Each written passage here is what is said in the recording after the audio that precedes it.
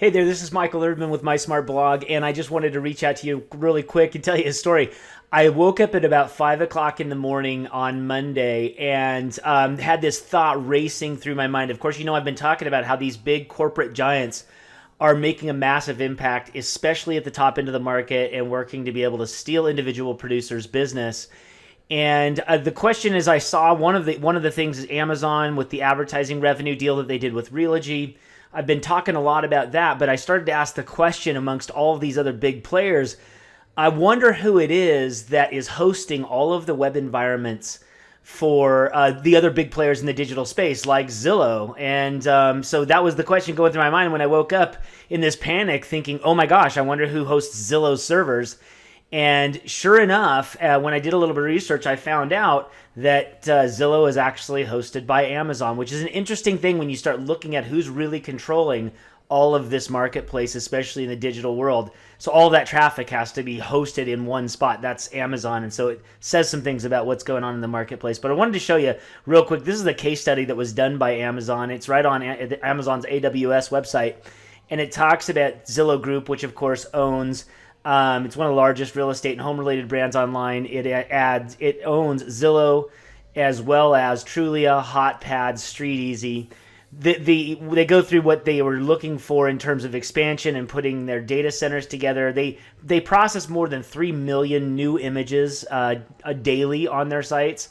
And at the peak of their demand, they get about 17,000 image requests per second, every single second during peak traffic. So that's a lot. But when we slide down a little bit more, some other stuff about it is Zillow, they store close to 100 terabytes of data in Amazon S3, which is their storage facilities on Amazon servers for all of, like, if you had a lot of data. Well, 100 terabytes is an ungodly amount of data. That's so much stuff. But it includes 300 million images and more than 1 billion objects.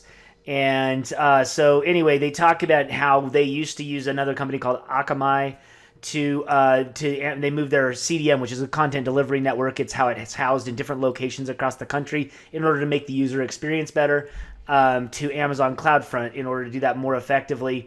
And on average, this is not at the peak times, but on average, they are serving up 15,000 images on their network every second. It just tells you a little bit about the volume of traffic and the amount of data that's being hosted. But the bigger, more important thing about this that I thought is that how Amazon really does have tentacles out in controlling basically all of the biggest digital spaces in the real estate and mortgage networks. And it puts it puts them in an incredibly deep, powerful position in order that they can make some decisions and potentially have access to information in order to facilitate faster growth on their own.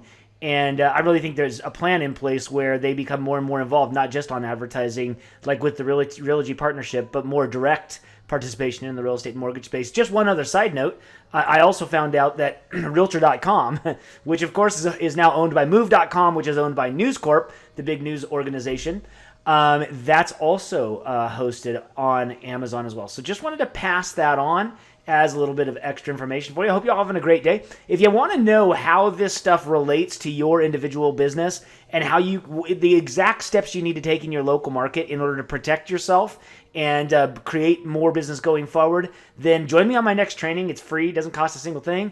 And you can click a link on this post to be able to sign up for the next training or watch one of my recorded trainings. Doesn't really matter how you get the information. Just want to make sure that you get the best information on how you leverage technology to support and amplify the things that you already know work offline and help you drive more leads that actually turn into deals that close. Okay, thanks a lot, guys. Talk to you soon.